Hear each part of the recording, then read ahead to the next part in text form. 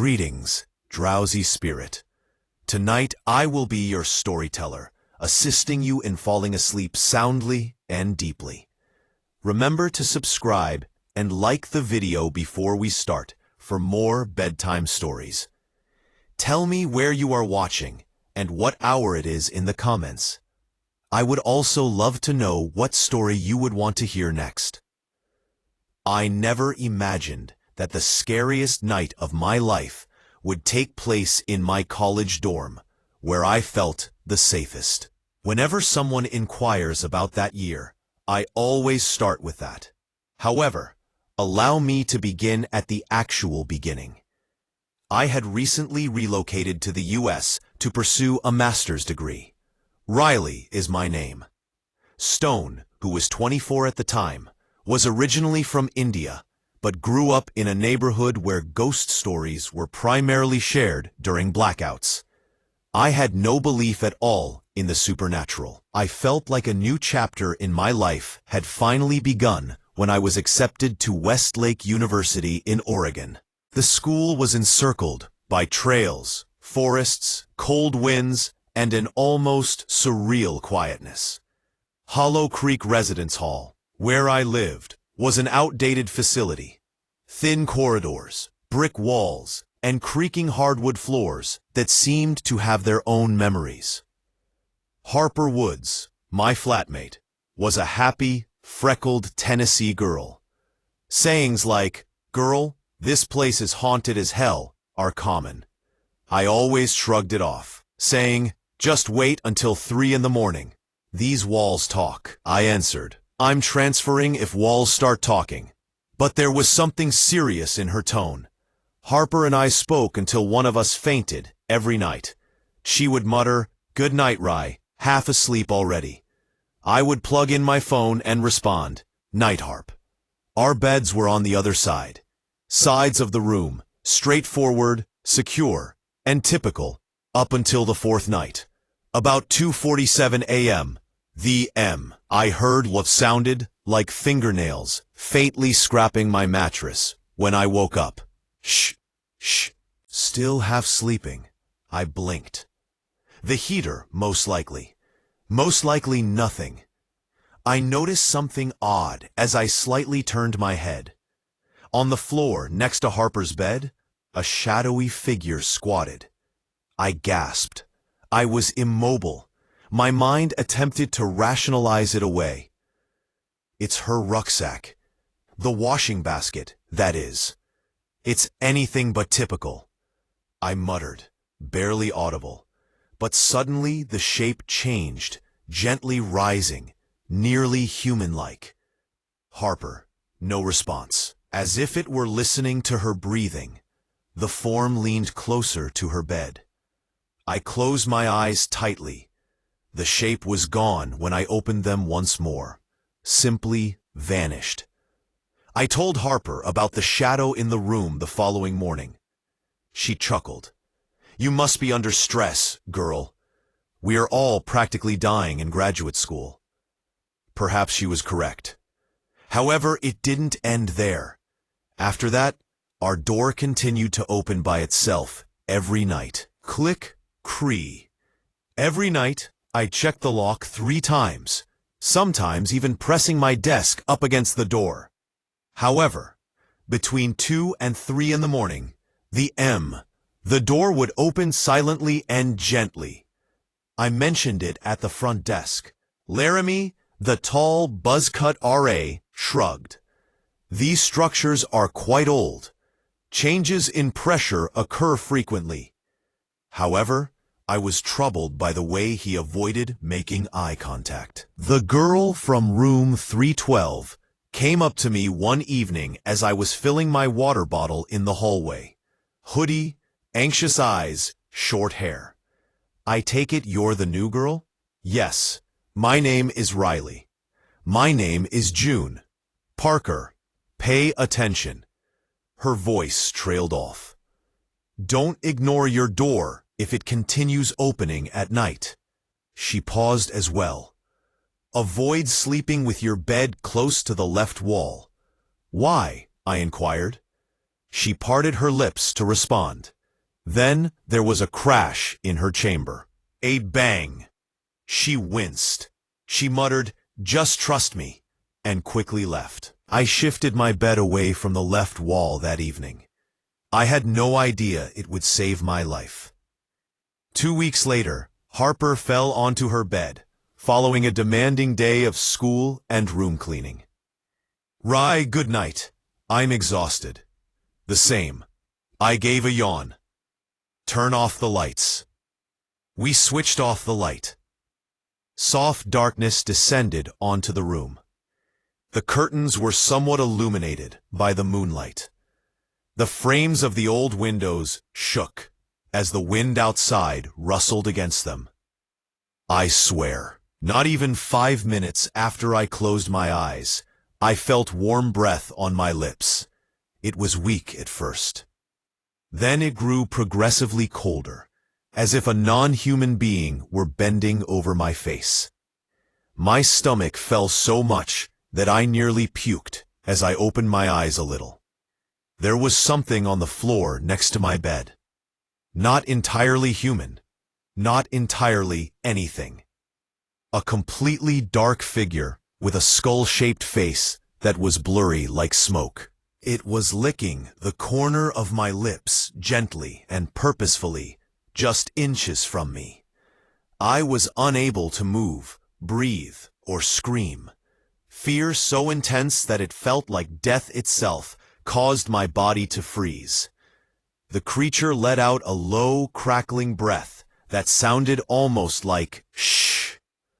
Then, with a strange movement, it straightened erect after crawling backward with its limbs bent incorrectly. It ran after making a quick turn towards the distant wall. Bree, standing instead of on all fours like a human. It struck the wall and disappeared. I was immobile for over a minute before I was able to reach for my phone and turn on its torch. Silence. Nothing. "Harper, Harper, wake up," I whispered as my hands trembled fiercely. She moaned, exhausted. I was unable to say, "What? What happened?" My voice cracked. There was something in the room," she said as she quickly sat up. I shook so violently that my teeth chattered. "Riley, don't scare me like that. It licked my face," I said. Harper's eyes steadily widened as she gazed at me. I said, "Did you see it? You believe me?" She forcefully swallowed. We switched on all of the room's lights. "Because I've seen something too." Harper drew her knees up to her chest. "I didn't want to freak you out," she said. I recalled June's warning. But for the past week, I've been hearing footsteps under my bed, like someone's crawling and whispering my name. "Why didn't you tell me?" she asked tremblingly. "Everyone here acts like it's normal, like it's something we just live with." "Harper," I said as something clicked inside of me, "we must exit this room." At this moment, we said, grabbing our hoodies and moving into the corridor. We heard it at that point. There was a tap beneath the flooring, followed by another. Then there was a sluggish dragging noise, like something crawling through the walls. We took off running. When we hurriedly knocked, June was awake. As soon as she opened her door, she realized. She muttered, "You saw it too." We gave a nod. With a trembling exhale, June opened the door for us. She started, "My cousin used to stay in your room. It was 3 years ago." "Previously?" Harper inquired. June gave a nod. Sitting near the left wall, she appeared exhausted. No wounds, no struggle, just gone. My blood became icy. June went on. "There are rumors that something is hiding behind the walls. Something that is connected to loneliness, tension, and fear." "An individual?" Harper inquired. June gave a gentle shake of her head. "No, not an individual. Something more ancient. something this structure was never designed to accommodate. She gave me a direct gaze, and it disliked strangers. June said she had to take certain items from her room, but we were too afraid to go back to ours. She gave me a tiny pocket crucifix made of metal. "Hold it, please. It's just something to hold. It's not magic or anything." It was quiet in her chamber. Harper held on to my arm. I sensed it once more as June rummaged through her drawers. Chilly air. Not your typical cold. Cold, as if it were breathing on the back of my neck. I spun around. After flickering once and again, the lights went out completely. Harper took hold of my hand. "Riley, it's here," she muttered. Behind us, something dragged across the floor, heavy and slow. A barely audible whisper. The voice behind me said, "You came back." I gave the crucifix a squeeze. "Don't move," I exhaled. June shuddered in the darkness. "Avoid looking at it. Don't, please." However, the whisper reappeared, this time directly at my ear on the left. "I wasn't meant to be seen by you. I was completely out of control." When I turned, I noticed it partially protruding from June's wall, appearing to be composed of bones and smoke. Extremely tall, with lengthy limbs and a broken-looking head tilt. It leaned in close to me. Black eyes, empty of pupils. Its mouth widened, more than a human mouth ought to. I let out a yell. June hurried over and turned on her phone's torch. With an enraged animalistic howl, the creature retreated as the beam struck it, melting back into the wall. The wall where the lights had vanished was now damaged, as if something had smashed its way through. But the lights flickered back on. We gathered our necessities and hurried to the RA office, when June muttered, "We're leaving this dorm tonight." Laramie appeared exhausted rather than shocked. He said, "You girls from Hollow Creek?" We gave a nod. He massaged his forehead. "Yes, that structure will be closed down shortly." "Why?" Harper insisted. He looked out the window, as though deciding what to say. "We don't discuss it, but you're not the first to run out screaming." He gave us temporary beds in a different dorm, and neither of us slept that night, or the next. 3 days later, Harper and June both asked for a room transfer. I still don't believe in ghosts, but I do believe in what I saw, felt, and touched my face that night. Sometimes, even now, when I'm alone at night, I feel it. A cold breath near my lips, a whisper that crawls down my spine, because you weren't supposed to see me. Whatever lived inside those walls didn't disappear. It just moved on, possibly to another building across campus. Hollow Creek was sealed for maintenance issues and never reopened.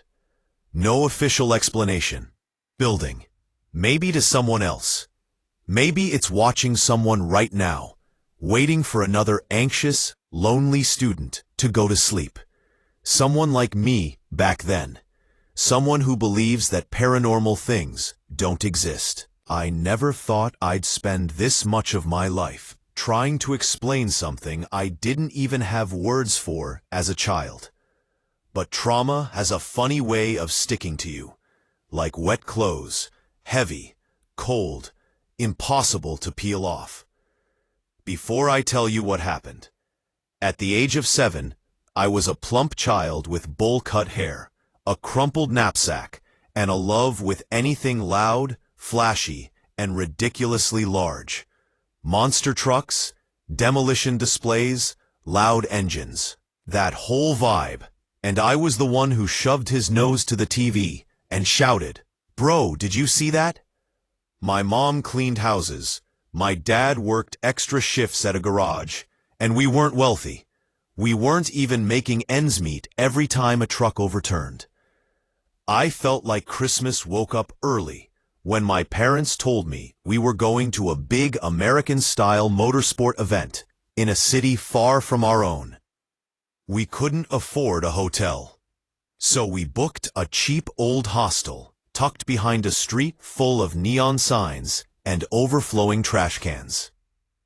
Nothing fancy, just somewhere to sleep. At 7, I didn't understand words like danger or predator, but I did understand that the place smelt like old blankets and fried onions, and that my mom kept whispering things like, "Ought to have put aside more money." My skin crawls when I'm here. The building appeared to have been a shoe factory, or possibly a school. It was a large brick box with too many windows and not enough light inside. The sign outside flickered like it was fighting for its life. The front desk was crammed into a hallway that felt too narrow to be real. We had no other options. We barely had enough for petrol and food. If I had known how much that hostel would cost, I would have begged us to sleep in the car instead. A tall, sagging ceiling fan clicked every few seconds, as if it were chewing on its own wires. The receptionist, Rhonda, was a woman in her mid-50s with wiry gray hair pulled into what might have been a bun if gravity had been kinder. She looked exhausted, as if she was working 4 jobs at once. "Welcome to Harbor House Hostel," she said, her voice rough, as if she smoked gravel instead of cigarettes. My dad forced a smile. One night, Rhonda slid the key across the counter, and that's when I saw him. A man in his 50s, possibly late 40s, with thinning hair, a patchy beard, deep eye bags, and mismatched clothing. A faded collared shirt tucked into drawstring shorts and slippers, was sitting on a wooden bench close to the stairs, hunched forward as if he had been waiting for someone.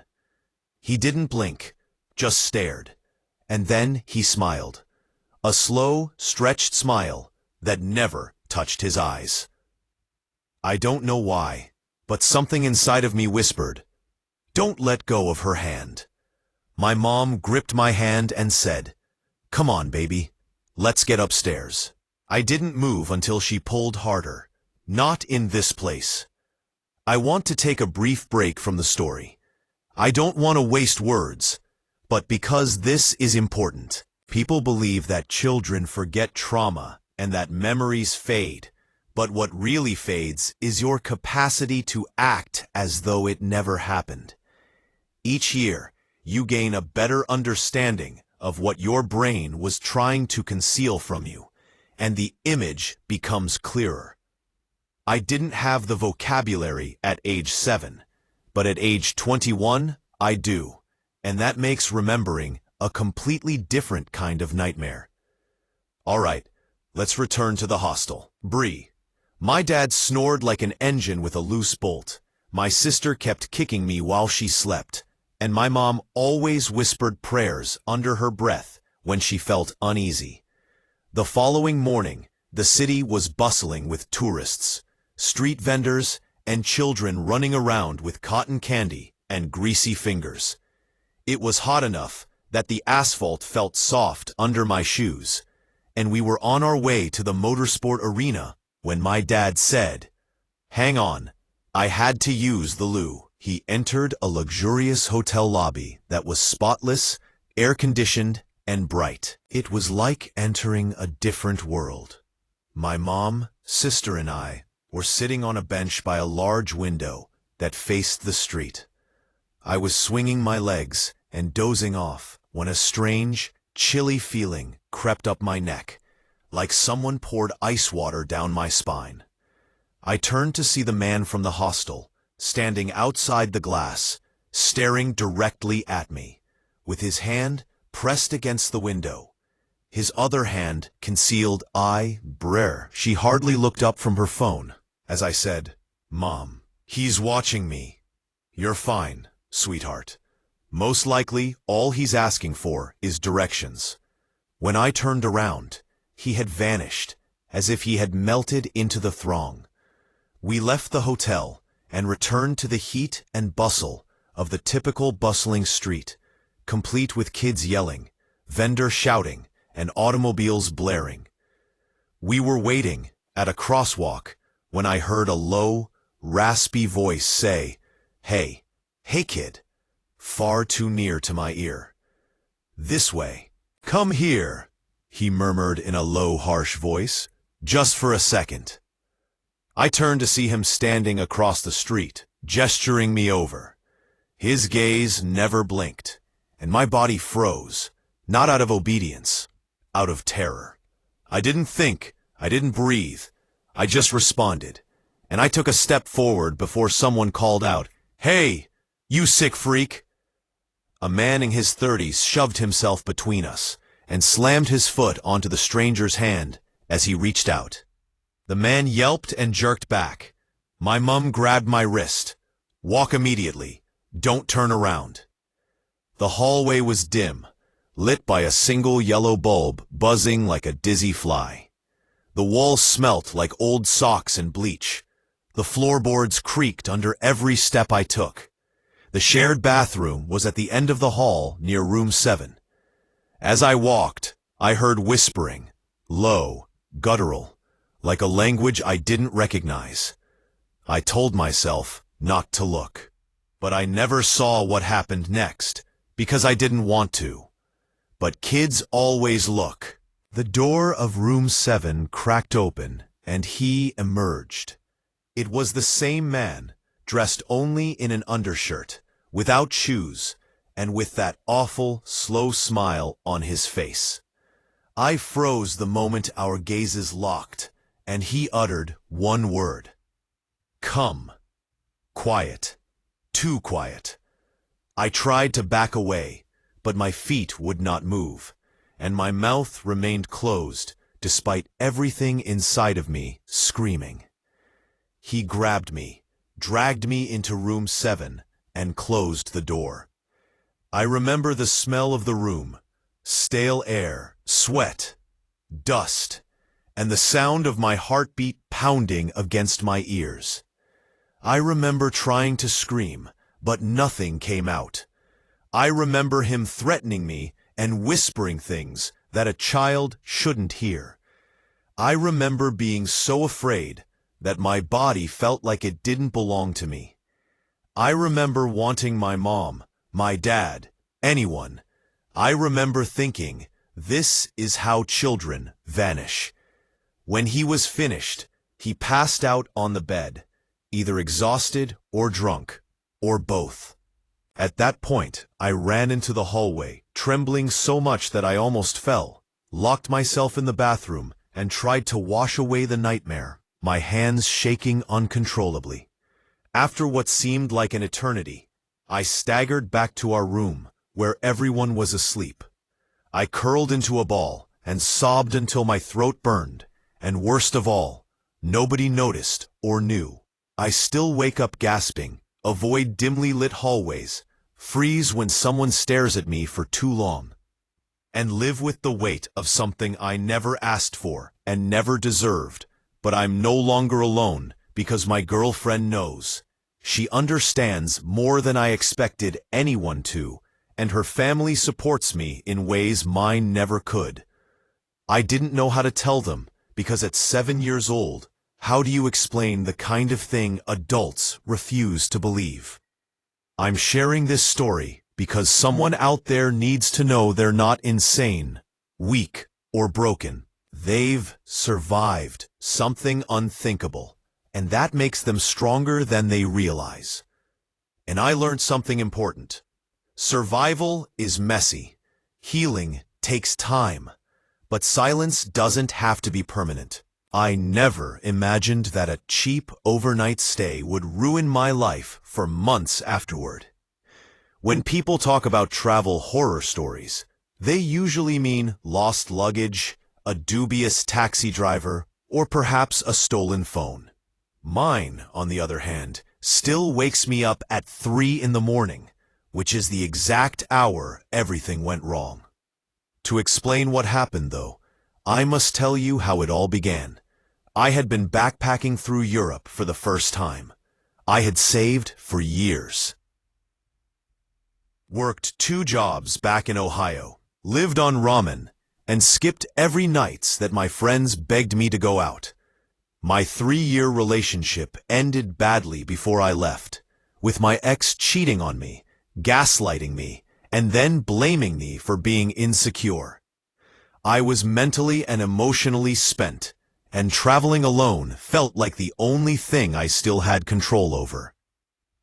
As a result, when I booked a hostel in the small, lovely, tourist-heavy coastal city of Santella, I had zero question mark. I didn't anticipate sharing a room with someone who would end up bringing a nightmare with her. The hostel was called Harbor Nest, and it was painted light blue with peeling white trim. Inside, everything smelt faintly of citrus cleaning spray and old wood. My room was a 6-bed mixed dorm, and I met my roommates. Lena, a sharp-tongued girl from Chicago who spoke her mind too quickly. Ryder, a quiet guy from Utah who carried a sketchbook everywhere. And Norura, a sweet girl from Jordan with a contagious laugh. "Bro, every 3 seconds," remarked Jax, a Californian surfer. The 6th bed was empty. Everyone seemed chill. That first night, we all went out for dinner, talked travel stories, and shared how broke we all were from flights and tapas. When we turned in around midnight, the dorm felt peaceful, safe even. I remember thinking, man, maybe I actually needed this. Yes, if only I knew. It began with knocks. Not courteous knocks, not perplexed knocks. Thump, thump, thump. My eyes snapped open, and I looked at my phone. It was 3:04 a.m. Dude, who the hell knocks like that at 3? Jax moaned from across the room. The knocking came again, more forcefully. These were angry, impatient, violent knocks. The kind that instantly told you something wasn't right. Ryder sat up. Nora pulled her blanket up to her face. But Lena was the only one who reacted strangely. She froze, not startled or irritated, but frozen, as if she already knew who was at the door. I whispered, "Don't open it," but she ignored me and got out of bed. The rest of us exchanged glances, and even though she was half asleep, I could tell something was wrong, because her entire body language screamed guilt. "Lena," Ryder said softly, "you know who that is." Without responding, she cracked open the door, letting in a flood of rotten booze, perspiration, and something metallic like blood left out in the sun.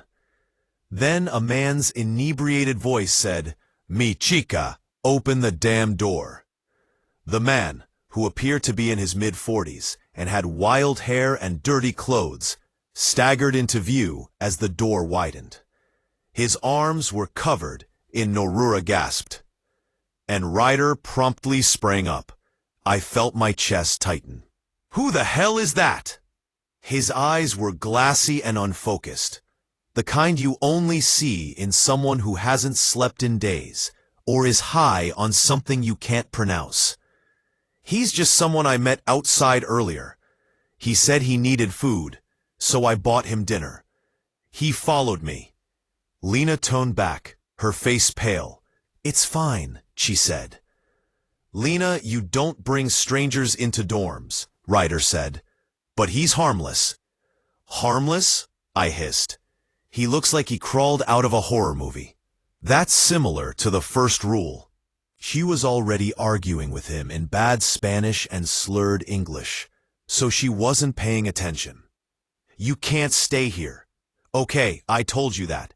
You need to go," she said. But the man disregarded her. He pushed the door open wider and attempted to enter. But Lena pushed him back. Panicked, he stumbled but didn't go. Instead, he looked around the room and fixed his gaze on me, studying my face as if he were memorizing it. Something inside of me twisted. "Bro," Jax whispered, "I'm calling the front desk." But before he could move, the man snapped his head towards him. "No calling," the man growled. "I don't know. I just felt bad for him earlier. He said he hadn't eaten in 3 days. "And you invited him?" Ryder cut in. "Are you crazy?" Lena, Narura whispered, her voice trembling. Why is he acting like he owns the place? Lena paced and rubbed her forehead.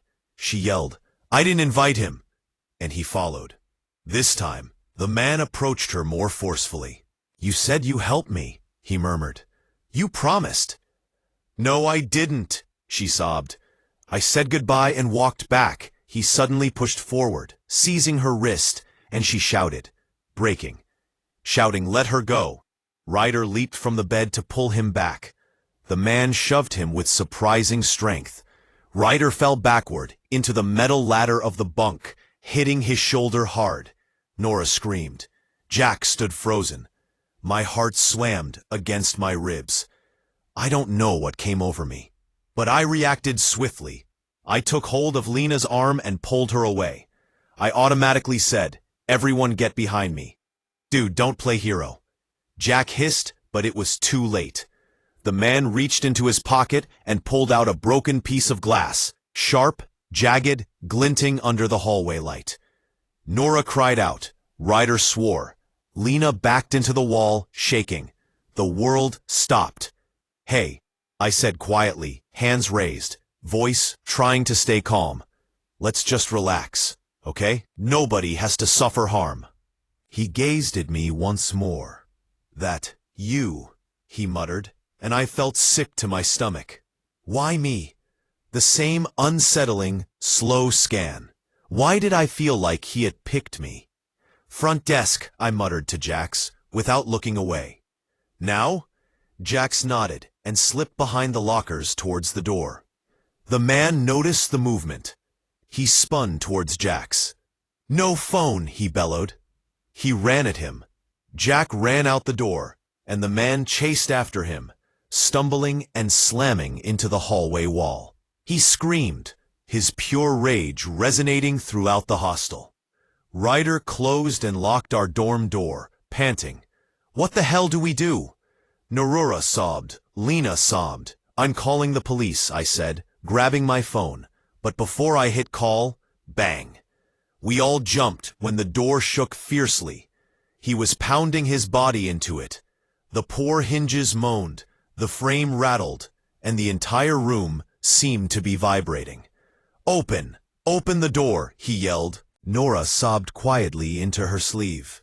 Ryder was prepared with a medal. He was holding a bottle of water. Lena curled up on the ground, trembling violently. And me? I asked. My entire body tensed as I stared at the door, hoping that this was not how my life would end. Then we heard shouts and strong footsteps. Move away from the door, sir. Hostile employees. At last, the man yelled something unintelligible. Then there was a clash, a groan, a smash, and the sound of a metal object falling. Ryder opened the door a crack. With caution. The man was being restrained by 2 employees, one of whom kicked the shard of broken glass away, while the other held his arms behind his back. Police are coming, one of them gasped. As they pulled him away, the man's eyes met mine one final time, and he said, Stay in your room, lock the door. And he grinned, a slow, creepy, unnerving smile that suggested this was not the end of him. However, it was for me. My sense of security in public areas and my naivety about traveling have vanished. My statement was taken by the police till dawn. Lena was crying uncontrollably. Nora gave her a hug as she repeated, I just wanted to help someone. I didn't think he'd follow me. Ryder gave her consolation. Water was provided by Jax. Me? I couldn't stop looking down the hallway where that man had been taken. I couldn't get rid of his smile or his intense gaze. When the police eventually left, the staff provided us a private room for the remainder of our stay and apologized. No one slept. Not a single person spoke. Everybody was completely shaken. I think the corridor still had a faint scent of the man's clothing, long after he was carried away. That foul, sour mixture of anger and drink. I spent my final night there, sitting by myself on my bunk, mentally going over everything. I couldn't stop thinking about how I ought to have responded, if moving ahead caused him to come after me. However, the receptionist told me, "You know, if you hadn't intervened, that girl might have perished." I didn't feel valiant. I didn't feel courageous. I felt fortunate. Fortunately, the door didn't shatter. Fortunately, that glass didn't get to me. Fortunately, assistance arrived in time. I was altered by travel, but not in the way I had anticipated. On the internet, people discuss about their amazing travels and their discoveries of different civilizations. I also made a discovery. Generosity without boundaries can become hazardous. And ghosts aren't always the most terrifying creatures. They are desperate people who are in the wrong place at the wrong moment. The following morning, at 3 a.m, I departed Santarella. The mem, that thump thump thump sound. I'm still occasionally awakened by it, because there are things you never forget. I never imagined myself sprinting across my own backyard in the middle of the night, holding on to a stolen rucksack and hoping that my footsteps wouldn't wake my father. However, here I was, running away from the only place I had ever known. I finally came to terms with the reality I had spent my entire life rejecting. There was no miscommunication with my family. There was nothing difficult about my family.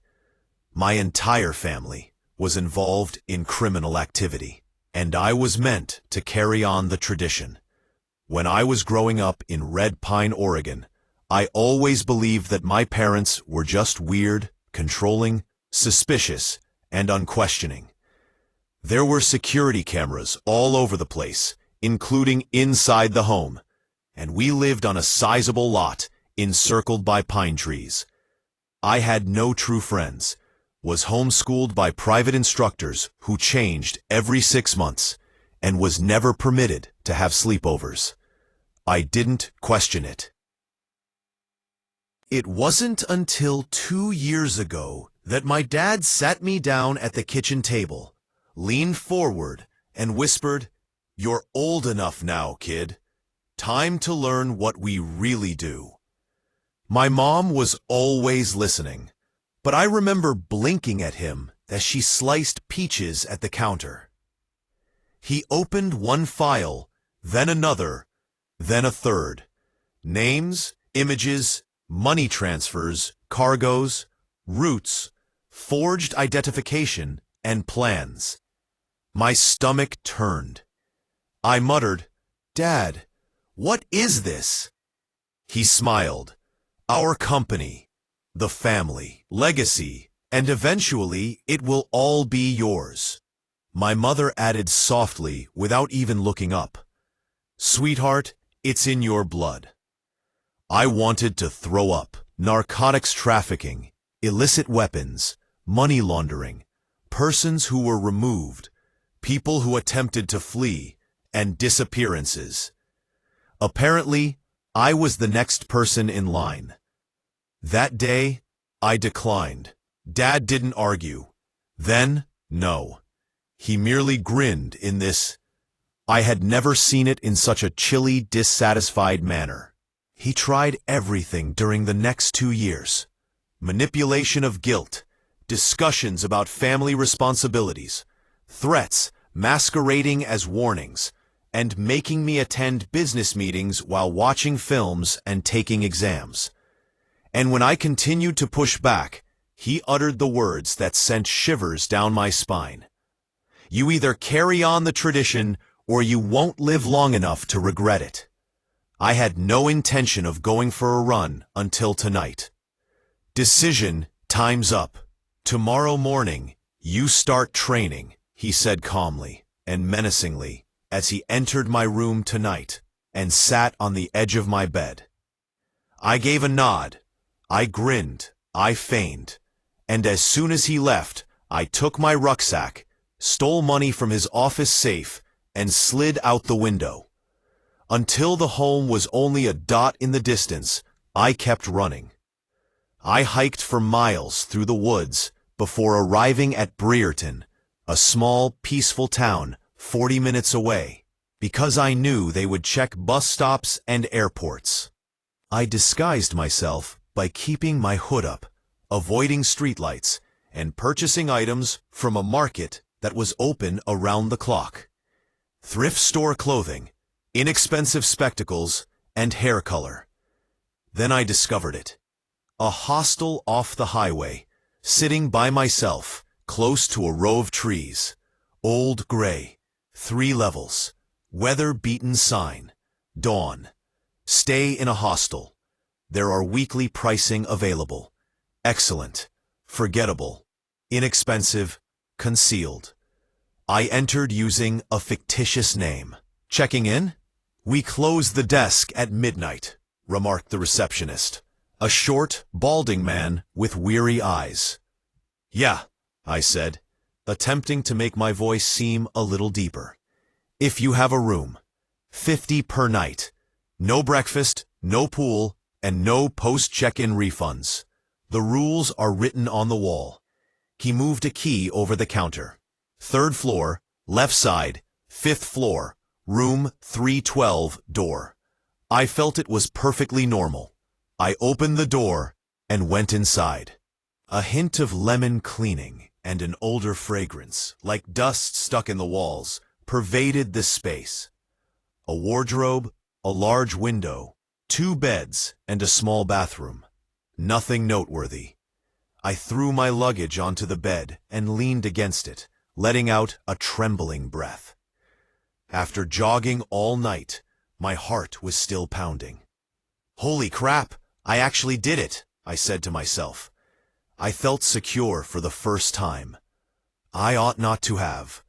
I dozed off while wearing my clothes.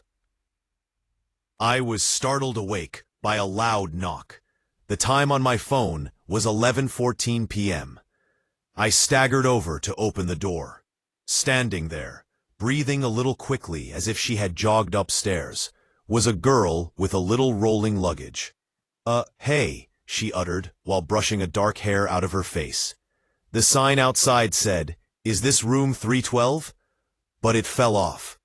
"Yeah," I replied, "this is it." She entered, looked around, and said, "Cool. I'm supposed to be sharing with somebody. Guess that's you." I nodded. "She seems worn out rather than dangerous." "Name's Ryland. I'm from Ohio. Road tripping." "You?" I asked, tossing her suitcase onto the other bed. Connor. Fake name," was the response after a half-second pause. Now it comes naturally. "Nice to meet you, Connor," she responded, grinning slightly. She vanished into the bathroom, saying, "Bathroom's mine first, though. I look like a raccoon." I gazed at the door. My shoulders eased slightly as I said, "Normal, girl, normal words. Normal place." I went downstairs to the messel because I was hungry. The dining room was enormous yet deserted. Metal chairs, long tables, and buzzing vending machines in the corner. I moved in the direction of the kitchen counter. "Hey," I shouted. Wiping his hands on a towel, a tall man in an apron said, "Anybody here?" "Dinner was at 7, he stated bluntly. "I apologize, I just checked in. You missed it."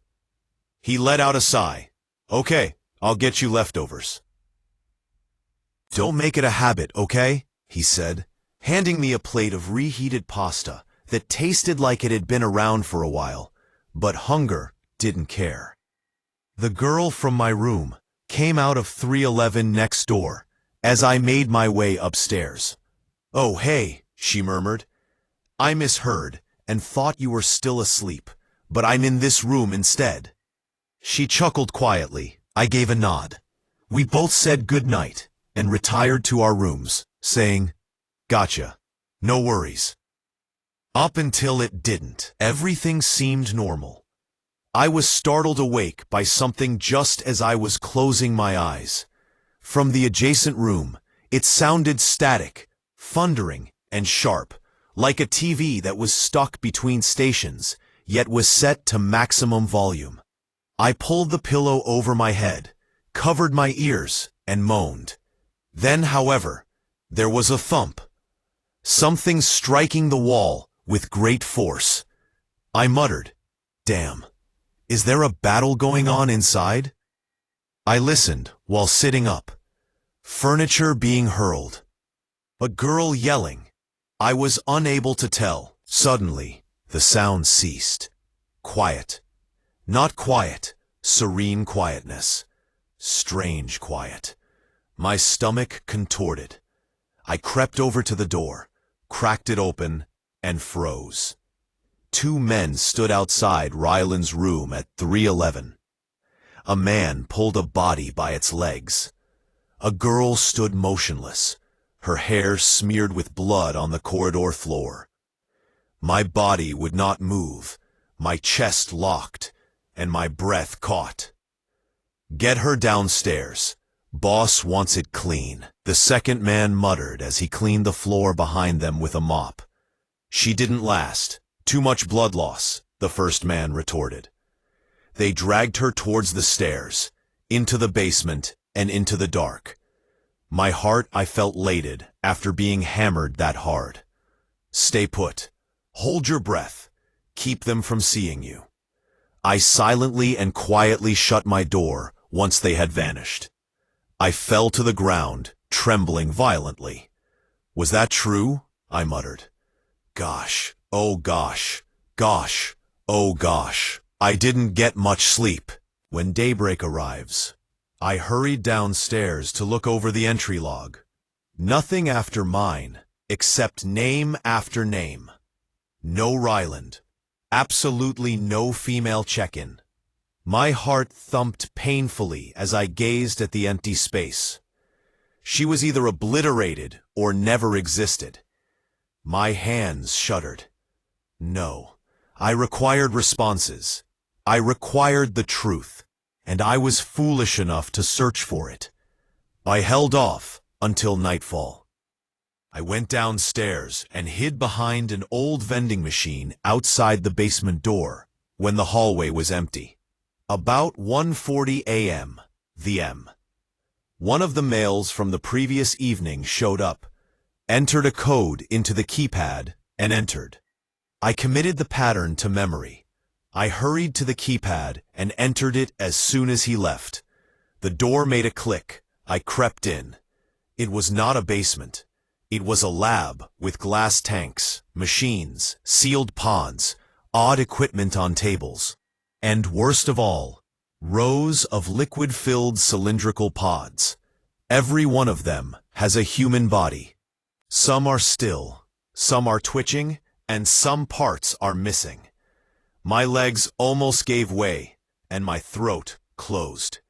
Human organs are labeled and cataloged on the shelves and in jars. My thoughts cried out, "This isn't human trafficking. This isn't abduction. Experimentation is what this is." There was a sound of footsteps. Then came voices. I pressed myself into the shadows and slipped behind a big pod. 2 men entered. "Girl died fast," someone remarked. "Organs harvesting complete." "Yeah, everything except the liver," said a second voice. A voice that made me shudder. A voice I recognized from my early years. Calm, lethal, and soft. "Mom, have you located my son?" Silently, she inquired. "He couldn't have made significant progress. He's in hiding. He believes he is intelligent." "We're searching every hostile motel shelter in the state," the main man replied. "We'll capture him." My mother's voice hardened. "He's my blood. He belongs with us. And if he refuses the legacy," she stopped. I covered my mouth to keep from screaming, saying, "You know what to do." She was present. She was sprinting. This location, I was just inches from her, and she had been looking for me. I didn't wait for them to leave. I bolted. I quickly returned to my room, tore open my bag, stuffed everything inside, and ran out the door. The corridor appeared to go on forever. I swear my breathing reverberated because it was that loud. The aged flooring seemed like a warning at every creak. They are aware. They are aware. They are aware. I ran across the lobby. Startled, the receptionist looked up. "Hello, where are you?" I didn't respond. I pushed open the door, fled into the chilly night, and vanished into the trees behind the hostel. I continued. Not for miles. Not until my lungs were on fire. I continued to flee, hide, and sleep in underpasses, abandoned buildings, and bus stops. Anywhere they won't think to look. Because my family members are monsters, not just criminals. And the more I run, the more secrets I learn, and the more I see how little I actually knew. However, they are familiar with me. They are familiar with my entire life, including my face, habits, anxieties, and vulnerabilities. There's just one reason they raised me: to take possession of me, to include me into whatever monstrosity they have created. I'm also afraid that I won't be quick enough one day. I've always believed that I'm a systematic, cautious traveler who double-checks door locks even during the day. However, nothing really gets you ready for the kind of fear that seeps into your skin and won't go away. Dreamy pictures of sunsets and charming cafes are shared online, but no one alerts you to the evenings when your gut tells you otherwise. I didn't expect my visit to the sleepy mountain community of Hawthorne Ridge in northern Arizona to be particularly memorable. I had burned out at work.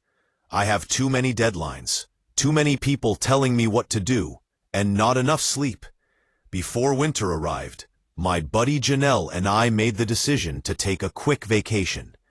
We had intended to reserve a cheap Airbnb, but it was completely booked. So we ended up staying at a hostel that was marketed as rustic, reasonably priced, and comfortable. Like home, but better. Yes, I wish I had simply slept in the car. The hostel was called Coyote Lantern Lodge, and it was a 2-story wooden structure with creaking steps and a neon sign that seemed to be fading. It appeared innocuous at first glance in that old-town American manner. A hand-painted welcome traveler's board, string lights, and weathered wood. People gathered around picnic tables, laughing, sipping beer, and saying things like, "road tripping," and "hell yeah, dude." On the interior, however, there were dull lights, small passageways, peeling wallpaper that smelt like damp carpet, and bunk beds that appeared to have collapsed with the slightest sneeze. I had arrived earlier via rail, so we checked in separately. The hostel assigned us different rooms because Janelle's long-distance bus was delayed. The receptionist had clicked his gum and remarked, "Just for one night." He appeared to be 19 or 20 years old. "Tonight is completely booked. We can bring her into your room tomorrow." All right. I was worn out. All I wanted was a bed and a nice shower. 3 males were already in my room. Keep quiet and pay attention to their own business sorts. One slept with a book on his chest. Another had headphones, while the final person was watching low-volume TikToks. All right, normal enough. However, Janelle didn't appear well when I subsequently met her in the common area. With her arms tightly folded, she appeared to be attempting to maintain her composure. Her smile was weak, strained, and hardly noticeable. "Are you okay?" I inquired. She gave a shrug. "My housemates are a complete mess." "How chaotic!" She let out a loud, inebriated sigh and rubbed her temples. The other guy kept stumbling over everything. And one guy kept screaming at his pal because he lost his vape like full blast. "That's hostile life," I remarked, attempting to defuse the situation. However, her gaze flicked anxiously to the corridor. "I'm not sure. Something doesn't feel right. Pretending to be asleep, the man on the bottom bunk continued to stare at me. I scowled. Did he say anything to you? No, but he has a strange aura. Since we were going to hike to Hawthorne Caverns the next day, we made the decision to crash early. She gave me a hug and went to her room. "I'll be all right," she whispered. I didn't believe her, but I let it go since I didn't want to add to her anxiety. Big error. At 8 in the morning, I awoke. The M and went downstairs for the free breakfast. Stale cereal and burned coffee. Normally, Janelle got up early, but she wasn't present. I marched directly to her room after 30 minutes. When she answered, her door opened slightly. Her eyes were puffy and red, her face was pale, and her hair was disheveled. "What happened to you, Jesus?" I stepped inside and murmured. Her voice wavered. Finally, one of the guys attempted to crawl onto my bed. "At night." "What? Did he make contact with you?" "No, he didn't make it that far." The bunk rocked, waking me. He was intoxicated and muttered something along the lines of, "Jesus, chill, I just want to warm up." Her hands started to tremble. I screamed at him to go. I kicked him hard at first since he didn't move. At last, he collapsed once more. After that, I changed rooms. "Why didn't you inform someone?" she muttered.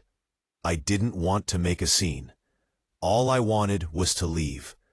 I felt bad about not insisting that we share a room. I whispered, "You ought to have woken me up. I didn't want you to be concerned." But now I was concerned. She took a whiff and produced a little grin. "I take it it's over?" Both of us hoped so. We went to the Rusty Pint, a local dive bar, that evening with a group from the hostel. It was the type of restaurant with neon beer signs, dartboards, and consistently sticky flooring. Janelle made an effort to behave normally. She danced, laughed, and even sang a karaoke duet with a Colorado girl. However, her body jerked each time a male passed. She once recoiled when an inebriated man touched her shoulder and muttered, sorry, my bad." She dismissed it. We were fatigued, half-buzzed, and chilly by midnight, and the trip back to the hostel felt never-ending. Janelle kept glancing around as if she thought someone was following us. "Hey," I whispered, "you're safe." "Here I am." When we arrived at her new room, she paused and said, "Can you just stay until I fall asleep, please?" Her room was silent, vacant, and had a subtle peppermint lotion scent. She nodded, but said nothing. I took up a chair next to her as she slipped into her bunk, gripping the blankets. "Talk to me," I murmured. "What's on your mind?" She gazed at the ceiling. "I can't stop thinking about last night." He climbed up as if it were usual, as if I owed him something. He was intoxicated, but that doesn't make it acceptable. She let out a shaky breath, saying, "I don't feel safe here." I didn't either. After 15 minutes, she finally fell asleep, and I checked the door lock twice before stealthily leaving. The following morning, I noticed something wasn't right. Her door was open, just a few inches wide enough to be worrisome. "Janelle," I called softly, pushing it open. Her bed was empty. The sheets were tangled as if she had left in a...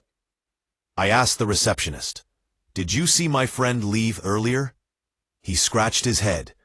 "I'm not sure." Her backpack, sweatshirt, and phone charger were all still there, and I felt sick to my stomach, because no one leaves their phone charger on their own. I also checked the bathroom and the halls, and they were both vacant.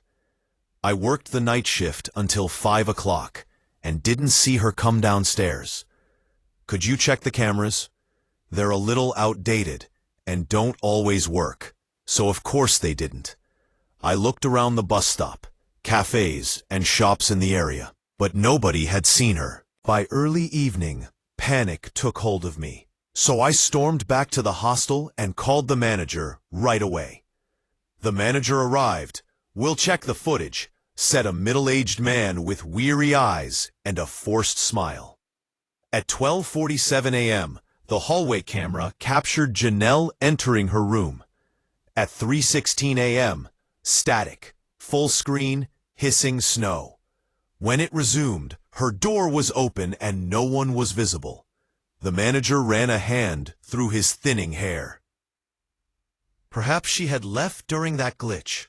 He swallowed and said, "Let's not jump to conclusions. I'm telling you, something happened." He called the police, and 2 officers, a tall, lanky man with a mustache and a stocky one with a bored expression, arrived. They barely listened. "Look," mustache guy said, "your friend probably wandered off. Travelers frequently experience this. Everything was left behind by her. Everything, including her backpack, sweatshirt, and wallet." The stocky man shrugged.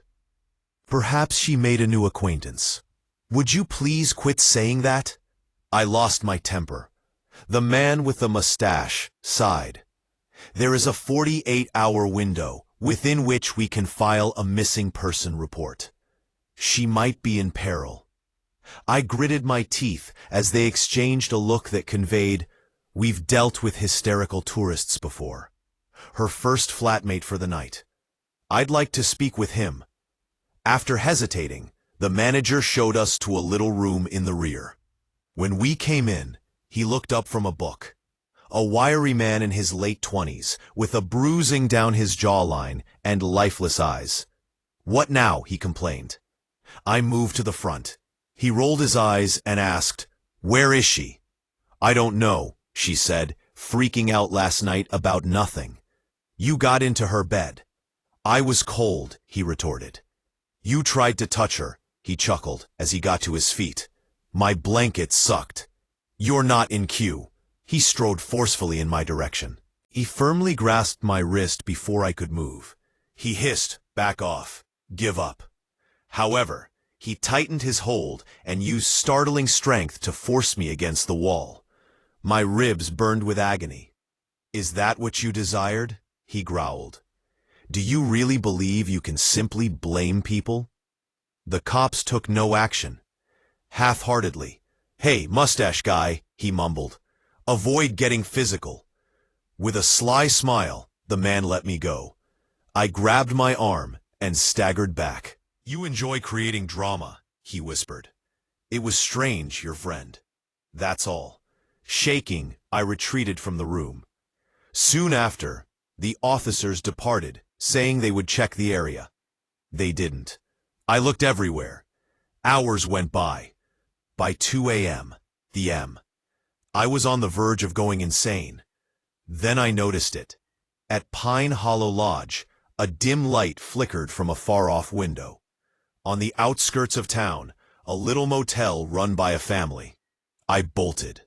Janelle was inside, huddled up like a scared kid next to the lobby couch.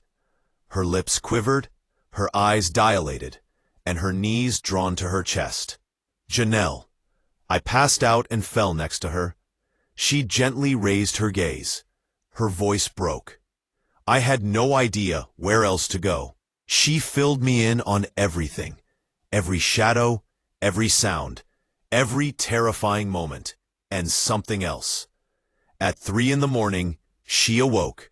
The man heard the sound of her door opening, footsteps coming towards her bed, a hand grazing her ankle, and someone murmuring her name.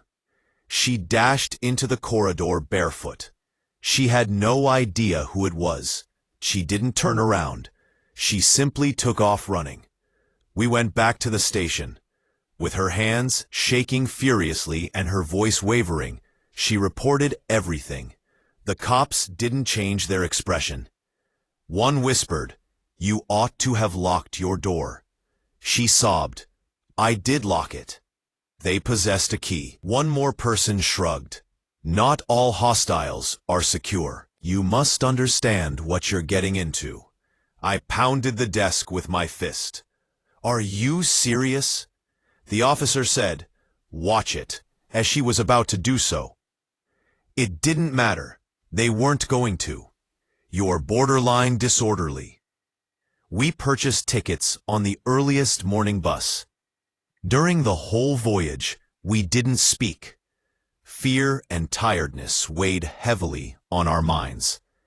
Janelle rested her head on my shoulder as the bus eventually left Hawthorne Ridge. "I don't think I'll ever stay in a hostel again," she said. She sniffed. "I don't think I will either." "Is he the one that opened the door, in your opinion?" I honestly said, "I don't know." However, someone did.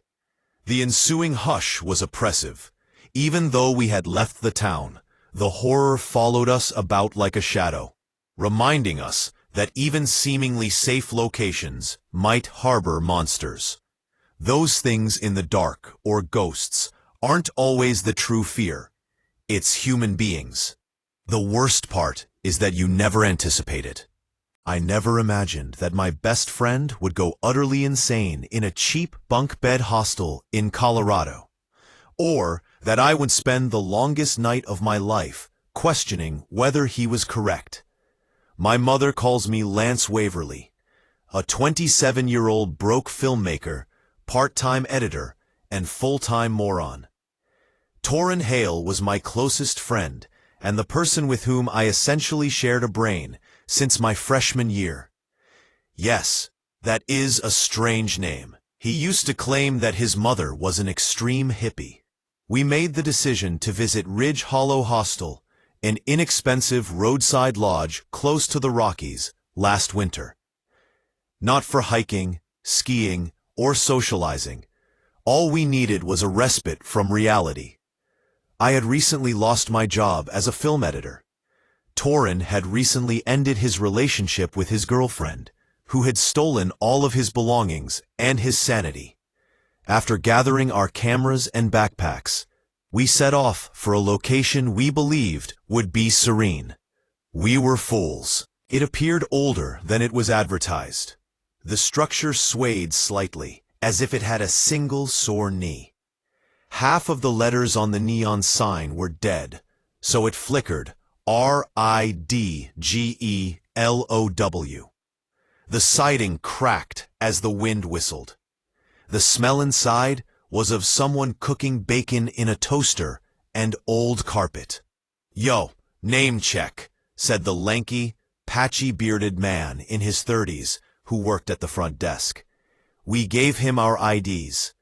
"Don't worry about the heating. It rattles like a bag of bones.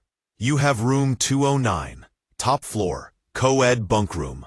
Typical hostel humor in America. Torrin disregarded the humor.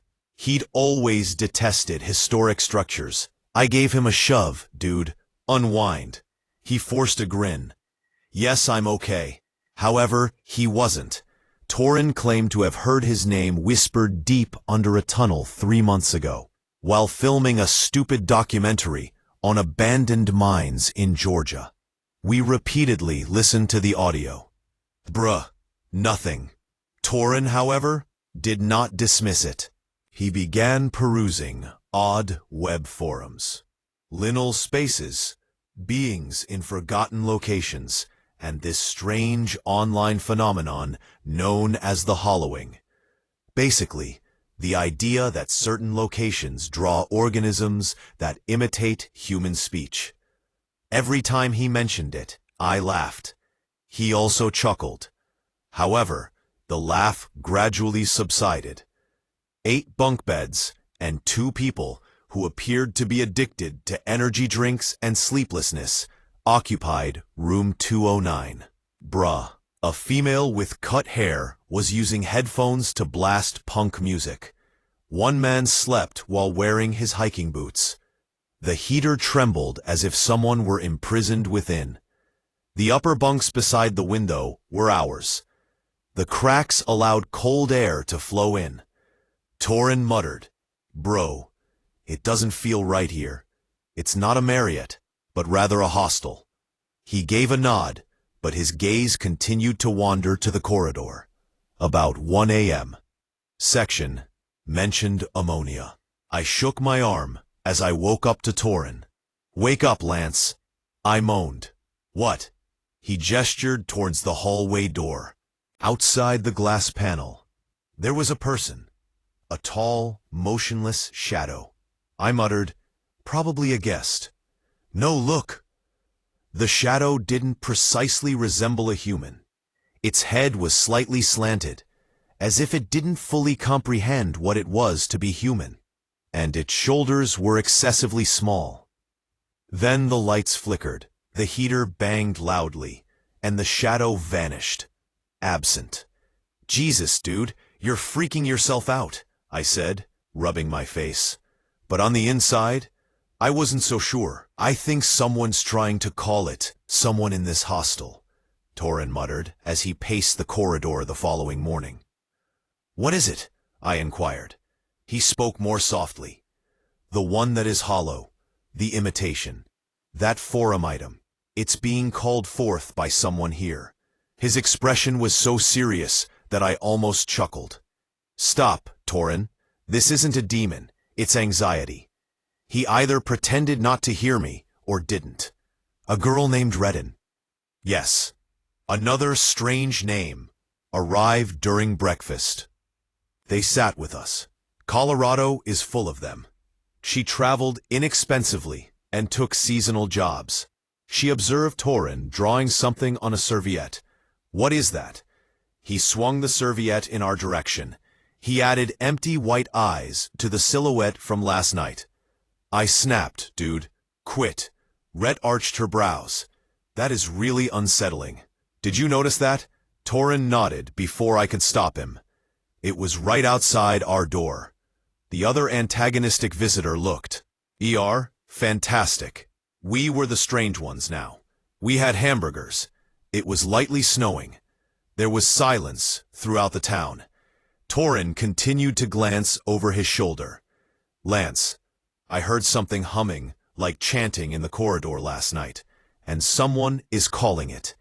The heater was the cause." "No." His voice broke. "I'm being offered it by someone." I banged my mug. "Listen, bro, you must get some rest. You should quit reading spooky Reddit. Nothing is being summoned." He looked at me as if I had betrayed him. "You don't understand. You don't ever pay attention." Throughout the entire walk back, we hardly spoke. Around 2:30 a.m. that evening, the mem. I heard footsteps outside as I woke up. Slow, sliding, rather than walking. Shh. I sat up. With the exception of Torin's berth, everyone else was asleep. Empty. Oh no. I gently opened the door after slipping off the bed. The lights in the hallway wavered. Torin stood at the far end, staring at something or someone in the darkness. Angrily, he murmured, "You're not him." "Stop imitating his voice," I said, feeling sick to my stomach. "Torin," I shouted. Terrified, he opened his eyes wide.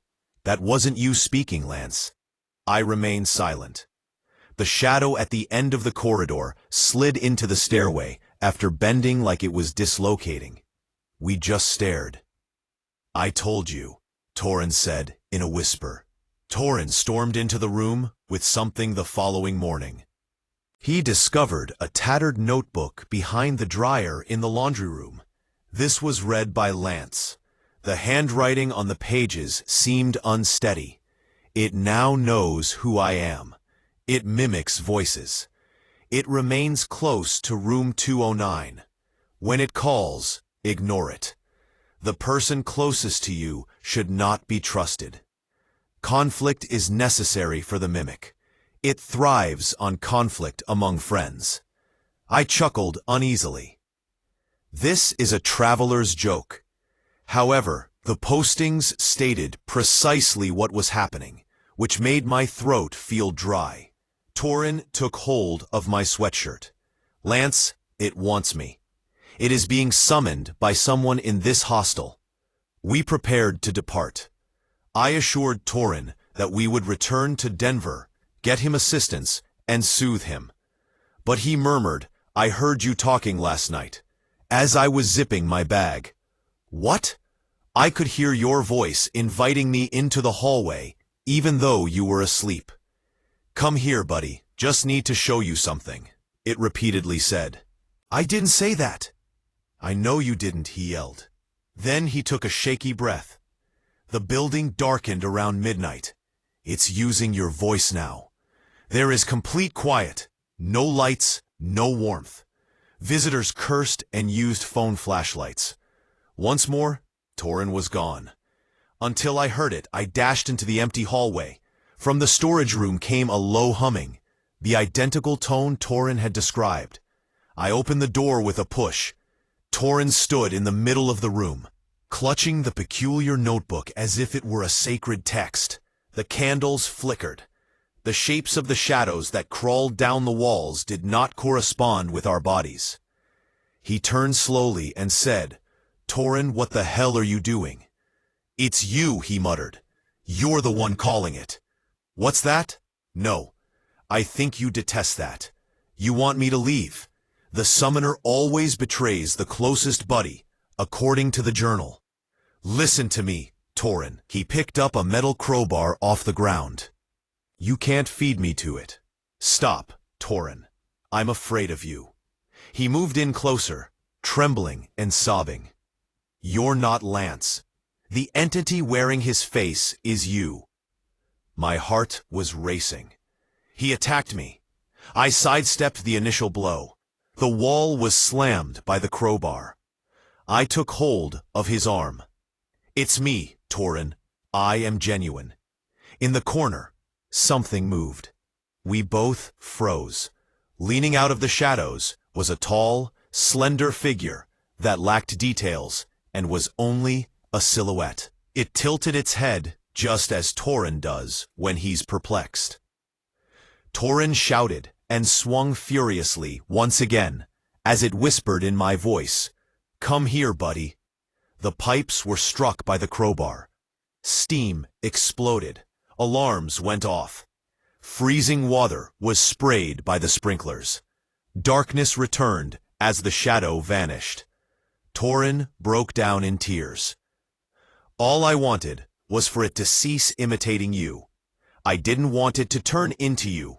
Staff members became hostile. The police showed up. Ambulance number 2. Screaming that the mimic lives in the walls, they carried Torin away while strapping him, rather than putting him in handcuffs. 3 months have passed. Torin is in a Fort Collins mental health facility. I occasionally go there. He is peaceful on some days. On other days, he inquires as to whether I am the actual Lance.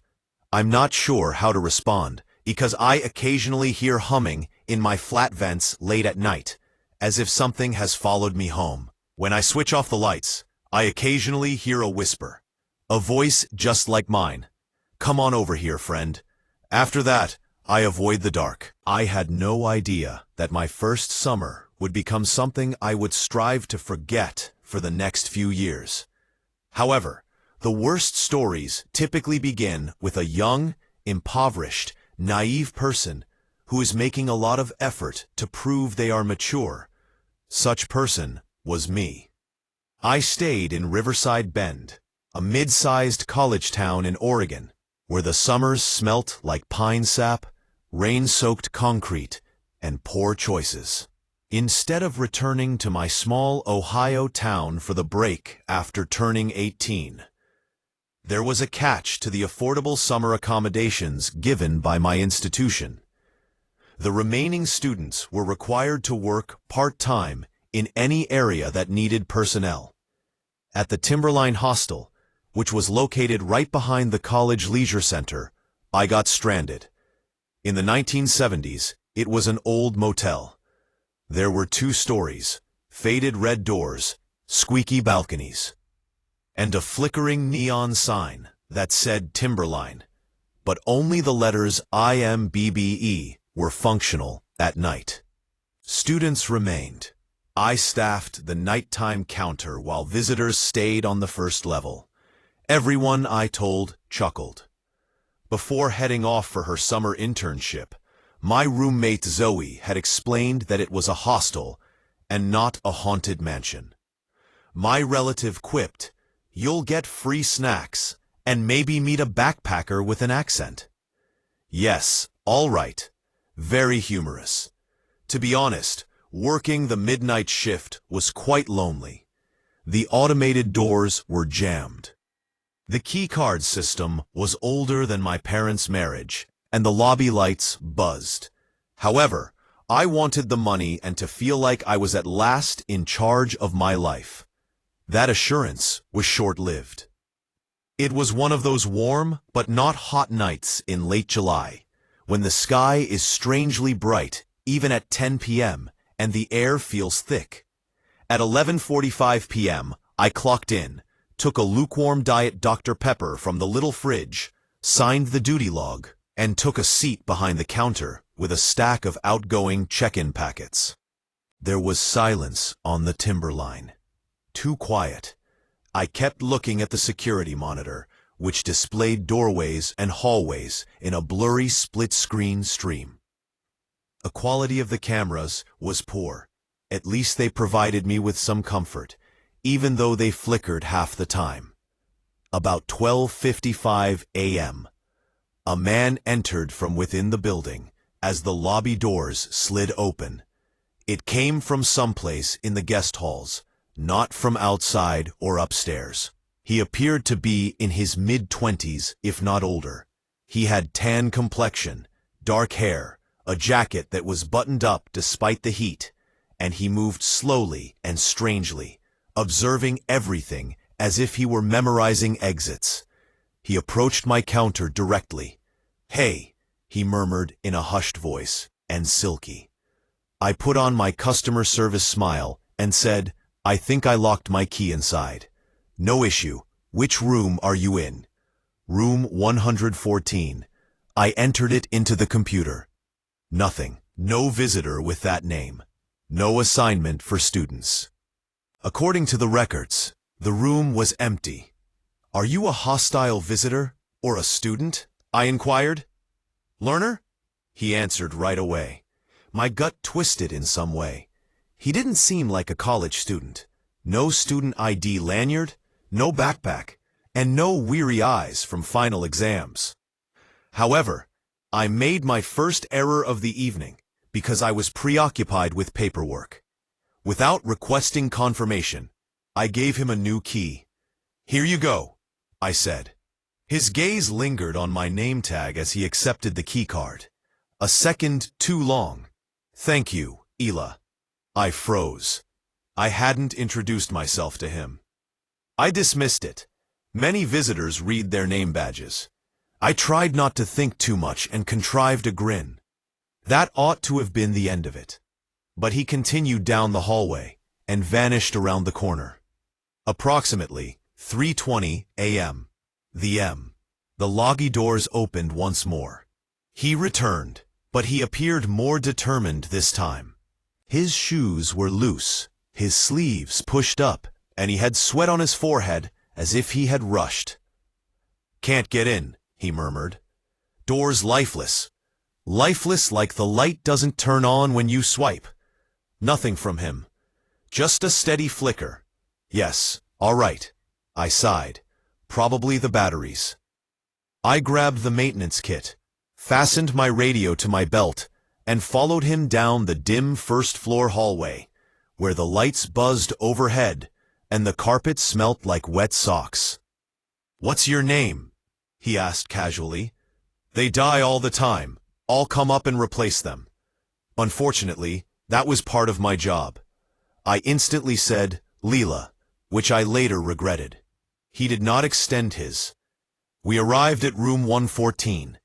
The door appeared typical. No swipe functionality and no light. With a sigh, I took out the master key. "I'll need to prop the door open while I work," I said. "No," he snapped. Before I could object, he deadbolted the door while we were inside and said, "I'll close it." A chill went down my back. I need that open," I mumbled. A step in the procedure. He whispered, "It's fine," behind me. As I unscrewed the battery panel, I made an effort to keep my hands steady. Then he moved in closer. Too close. "You wear glasses," he said. "Yes," I replied without looking back. "I want them to see. You ought to remove them." I feigned a laugh and said, "No thanks. This would be more difficult as a result." "You can remove them," he said again, calm, steady, and unnervingly certain. Then he moved his hand away from behind me, grabbing my spectacles. The screwdriver clattered when I wrenched away. Despite my best attempts, my voice cracked as I said, "Please don't touch me." He didn't express regret. He simply observed, as if he were researching responses. I needed air, so I flicked open the deadbolt. I had the opportunity to reprogram externally. He rushed to close the door once more. No, I didn't mean to snap that loudly. The door remains open. He froze. His jaw clenched. The entire environment changed, with the temperature dropping by 5 degrees and the air becoming thicker. With my foot trapped in the doorway, I stood my ground. "Please step back," I urged. He didn't. Rather, he raised a hand and began caressing the small hairs that were close to my forehead. I removed his hand with a slap. He grinned and said, "Stop. Don't." Not a warm grin. One of those slow people smiles, knowing that I've already made a decision about you. He said, "You ought to come look at the bed. It's damaged. The lock is the sole reason I'm here. I lost my temper. Something is beneath it. I misplaced something. Come have a look." He took a tiny gold house key out of his pocket when I remained motionless. He said, "You must get this." He then tossed it beneath the bed. "What on earth?" I muttered. "You should get it," he was adamant. I stood in the bedroom area's doorway, just far enough to see the entire space, and said, "I can't reach." It was deserted, not cluttered, empty, not merely moved in. Empty, empty, empty. There were no clothes, sheets, bags, food, toiletries, or indications of life. He wasn't in this room. No one has a room like this. I could hear my heart pounding so hard. Shaking my voice, I added, "I think we're done here. Doors have been fixed." He answered, "It's not." "Yes, it is. You must verify." "No, not at all. In the morning, maintenance will take place." I retreated, picked up the maintenance kit, and made myself stroll rather than run to the corridor. I nearly reached the lift. Nearly. "Leela, it's still broken. You need to come back," he called as he emerged after me, now wearing shoes, but I didn't. I ran down both levels after ducking into the stairway. Breathless and trembling, I rushed into the lobby and double-checked the housing system. Room 114 is empty. My hands finally began to shake uncontrollably at that point. I called campus security after locking myself in the back office. Security arrived after nearly 7 minutes. He returned to the lobby during those 7 minutes and went behind the front counter. "Stop! You can't be back here!" I yelled, and he idly raised his hands as if I were exaggerating. Next, he ripped off the corner of a document close to my keyboard. He sketched a flower on it with slow, deliberate brushstrokes and set it in front of me. I remained silent. I did nothing except gaze. He ran up the stairs and attempted to convince the 2 security agents that he resided in that empty room when they eventually showed up. "It's my room," he said again. "I remain here." He even displayed the printed keycard as proof. "Okay, friend. What's your student ID?" asked Officer Clark. "Number?" The man hesitated. "1 moment," he whispered. "It's, He had no one. They said, "How about your phone number?" He blurted off a series of numbers that weren't even the correct number of digits. Address, on the other side. According to Clark, there are 6 buildings on the other side of the street. Which one? Once more, he paused. The tall one. No tall one exists. He became quiet. His name was requested by security. Jordan, he responded, sounding unconvincing. He was eventually let out by security, who warned him that he would be trespassing if he returned without housing documentation. He left and entered the dimly lit parking lot. Until he was gone, I didn't breathe. Housekeeping approached the counter the following morning and urgently whispered, "Hey, someone's been using 114.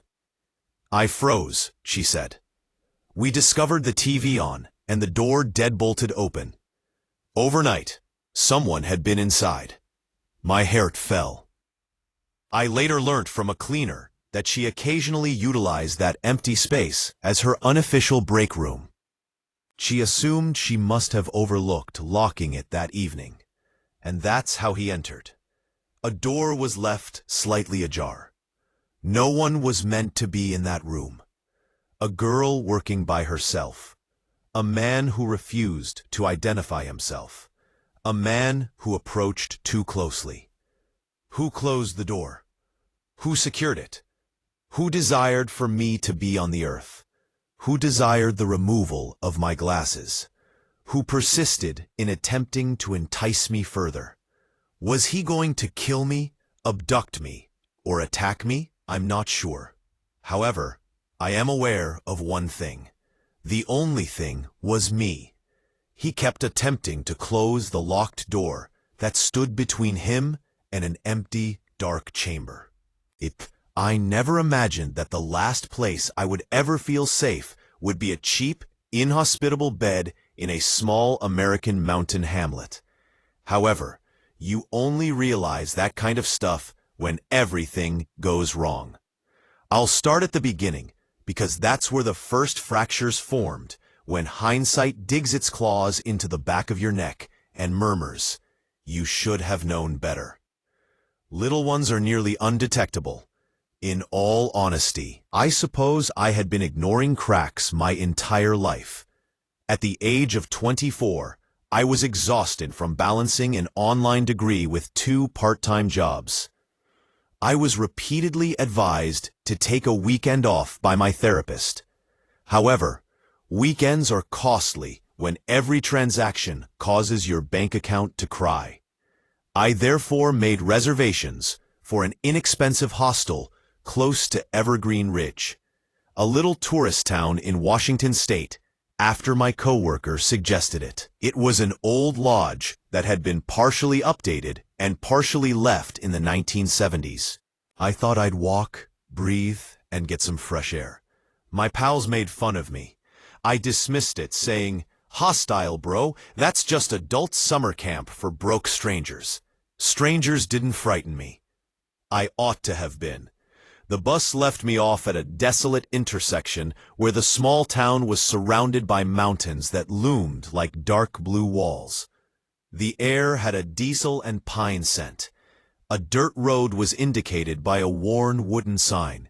"Welcome to Evergreen Lodge, travelers." The structure had a beautiful, rustic, slightly eerie appearance. Warm yellow lights glowed within a wraparound porch with peeling paint. It was more like comfortably drowsy than energetic. The bell jingled inside the front desk, and a woman in her late 30s with an untidy bun and a fleece jacket emerged. "Hey there, you must be the new check-in," she responded. "Name?" "Kellen," I answered. She grinned. Her warmth made me feel comfortable. "Welcome to Evergreen Lodge. Folks usually call me Wit." She gave me a key card and said, maybe too easily, "You are in the top bed in bunk room Cedar 3. At 10 o'clock, the kitchen shuts. 11 o'clock is a quiet time. Don't flood us because shower drains are a little slow. I chuckled. I understand. That was the last time I would laugh normally that weekend. Cedar 3 was a mixed dorm with 6 beds. 3 beds were occupied, and 2 were vacant. Looking up from his phone was a tall man wearing a Seahawks hoodie. "Hey," he gave a nod. "Did you know?" "Yes, I just entered." "Excellent. My name is Lou." He made me think of someone who was raised in a logging town. Silent, with linebacker-like shoulders and constantly searching gaze. 2. Ivy was the second visitor. A woman who appeared to be my age spoke from across the room. She had her laptop open and her hair in loose curls tucked under a hat. She smiled briefly. "Hello, I'm Ivy. I swear, I don't work all the time. All I have is a deadline." I assumed it was freelance. "Oh, I see. Travel author." She spoke in a kind tone. It gave me the impression that I already had an ally. 3. Tucker was the third visitor. The final visitor ate microwave noodles right out of the container while sitting on a lower bunk and reclining back against the wall. His eyes were twitchy and didn't blink enough, and he was unkempt and lanky. He gestured to me with his fork. "Do you snore?" "No, I don't believe that." "Excellent." The last man did. I hurled a shoe in his direction. I gave an uncomfortable laugh. Ivy and Lou didn't chuckle. "Yeah, that's about right for him. That look should have told me more," they said, exchanging glances. Once they were comfortable, I went downstairs for tea. Ivy came over to the fireplace with me. She questioned, "So, what brought you up here?" I chuckled. "Hopefully the first one. Trying to reset. Life's been heavy lately." She nodded sympathetically. "Yeah, it gets like that." Hostels are hit or miss, though. You can meet your future best friend or someone who steals your socks. "We should definitely tell him," he whispered. "Tell me what?" I said. They hesitated, and then Ivy said, "There's been weird stuff happening here this week." "Hopefully," she echoed, but her tone changed, subtle, apprehensive. Lou entered before I could inquire. Yes, people hearing footsteps at night, doors unlocking themselves, someone knocking on windows from the outside. Lou continued. I arched an eyebrow as Lou shook his head, saying, "No, dude. Whit claims no one else has access since it is too high up." Ivy leaned in closer, saying, "Last night, someone repeatedly tried the handle to our room, like they were testing it. That's troubling." Tucker suddenly appeared behind us. "You guys were talking about the creep." We all stared. "What creep?" Lou got up. "Why didn't you tell Whit?" Tucker shrugged. "Did she not believe?" I said. He slurped loudly and smiled. The one I saw outside around 2 a.m. was a tall guy with messed up hair who walked around like he was casing the area without saying a word. We all went to our bunks around midnight. I expected to sleep, but I was mistaken. At 1:40 a.m., I woke up from a dead sleep to the faintest squeak. Click, click, click. At first, I thought I was overtly tired. That should have scared me more than it did, but I choked it up to typical hostel rumors. My breath caught when I realized that the sound was coming from the door handle, which was being slowly tested from the outside. Lou whispered from across the room, "You guys awake?" "Yeah." Ivy whispered shakily. Tucker hissed, "Shh." We listened as the handle turned once more, this time with more force. Thunk. Someone tried pushing the door inward. Lou stood up quietly, his muscles tense, and mouthed, "Check if it's locked." I tiptoed down the ladder, and thank God, the door was locked. But as soon as my hand touched the lock, the device on the other side violently jerked the handle as if they heard me. I jerked back, causing Ivy to gasp, and Tucker to whisper, "Hell no."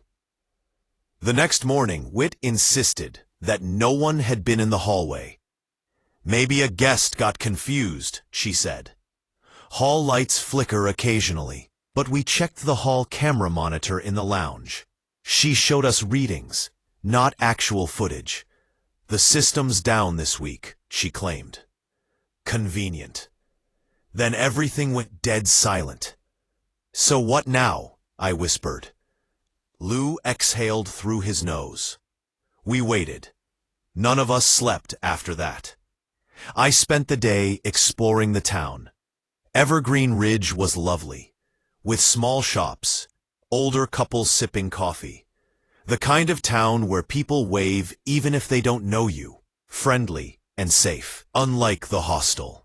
Every store I went into received the same courteous, inquisitive look, followed by the same question. "You staying at the lodge?" I replied, and the responses ranged from forced smiles to quick glances to the side. One older man muttered, "Hope they fix their problems." "What problems?" He simply shook his head when I inquired, saying, "Ain't my place to say." Unsettled, I went back to the hostel. By dusk, the four of us were tense, and Ivy suggested that we sleep in shifts. Around 11:30 p.m., I went to clean my teeth. Tucker offered to stay awake as well, but nobody trusted him with anything. Lou nodded. "I'll take the first one." The hallway was long, narrow, and dimly lit by a single, flickering bulb. The kind of place where your footsteps reverberate even on carpet. Halfway down the hall, the lights buzzed, dipped, then steadied. And that's when I noticed it. A shadow at the far end of the hallway. It wasn't a silhouette. Rather, it was a flat, abnormally dark shadow against the wall, like someone blocking a light that wasn't even there. "It's just the lighting," I muttered. But Hostels don't create shadows that behave like living things. I froze, then slowly, as the shadow moved, sliding backward out of sight. With my heart pounding, I retreated towards the bathroom door and splashed cold water on my face. I woke up at 2 a.m. to a sound that made my stomach turn. Our room was on the second story, and I murmured, "Lou, Ivy?" Something was scratching the window next to my bunk. There was no response, so I gently sat up with my bunk facing the window. The curtains were too thin, and something dark moved behind them. Then a fingertip touched the glass, and I nearly shouted. But it wasn't touching. It was dragging. Skirt, skirt, tracing long, sluggish lines. Someone was outside on the building side. My mouth dried up.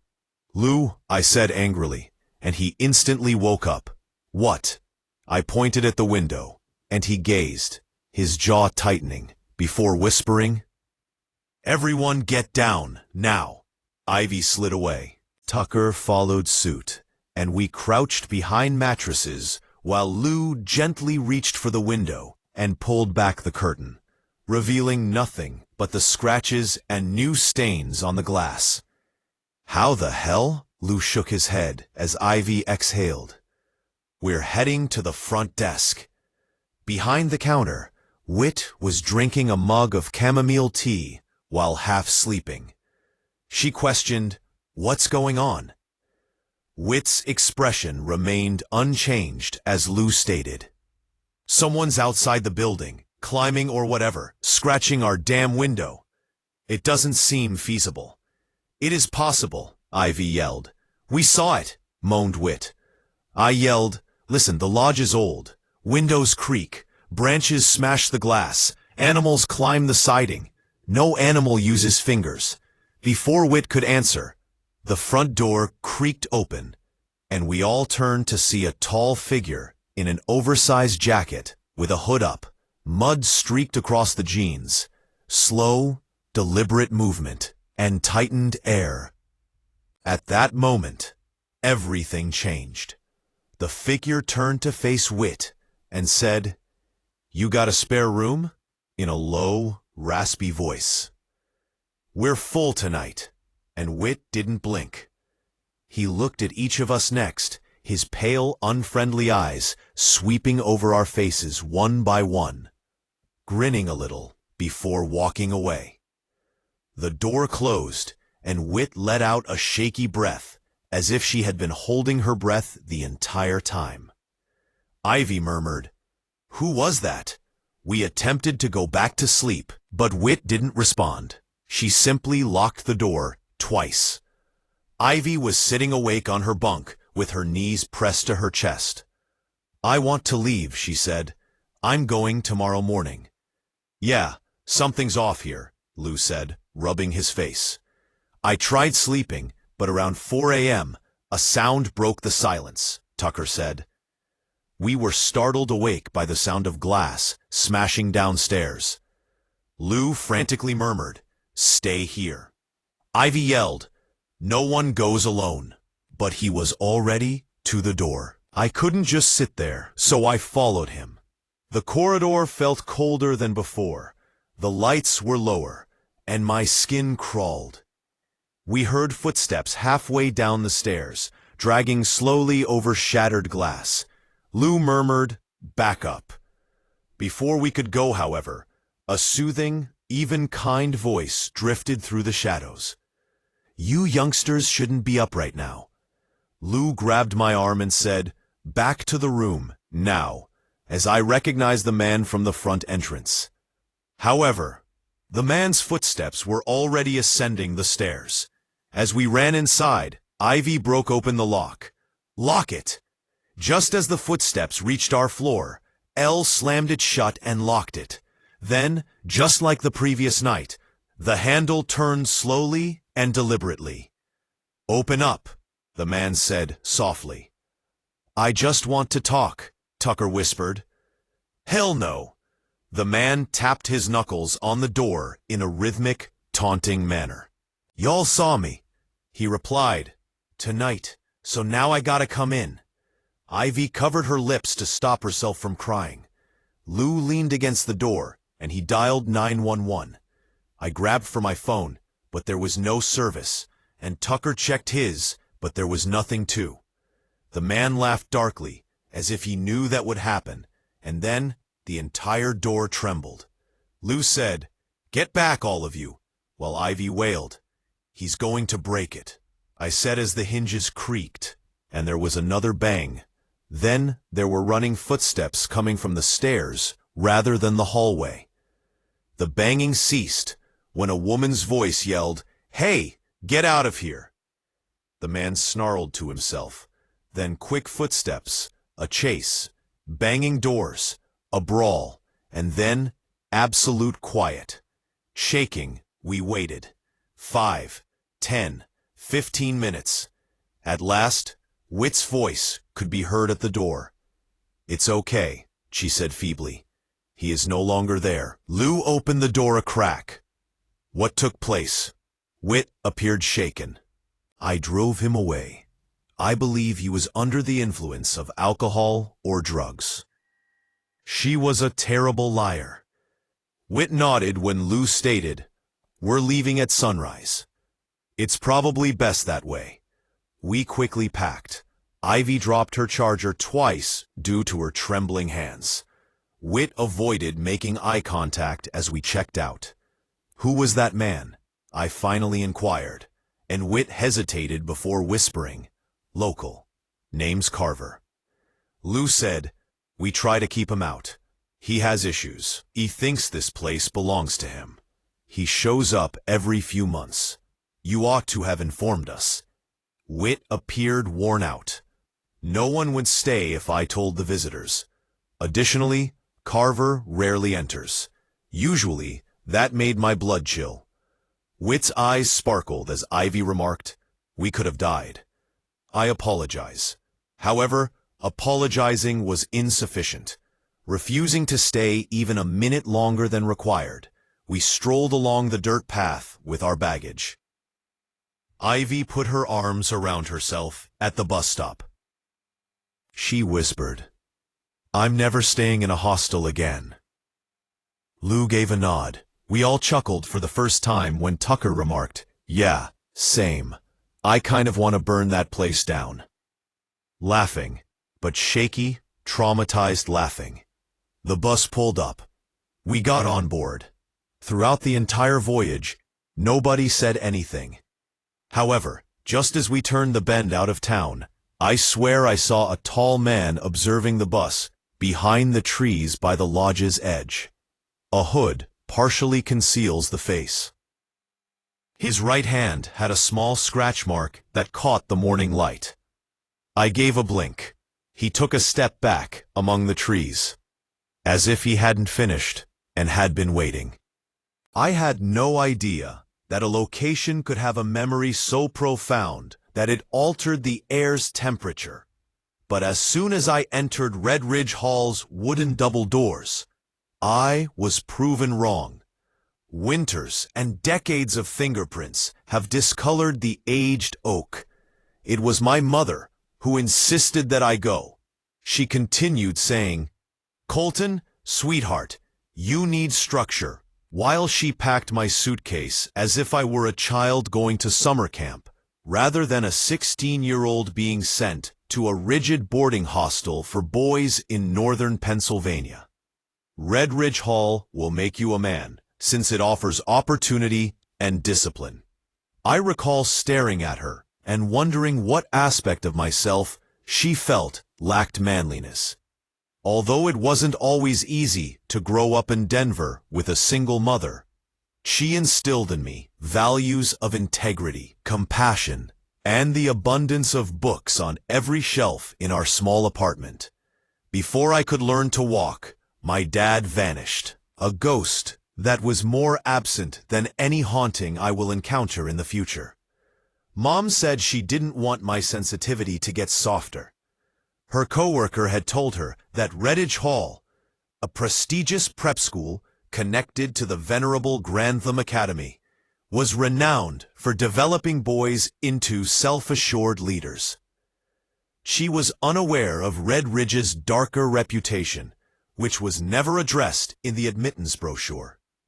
She left me there, her hand lingering on my cheek, as if she were memorizing it, and my goodness, she looked so proud.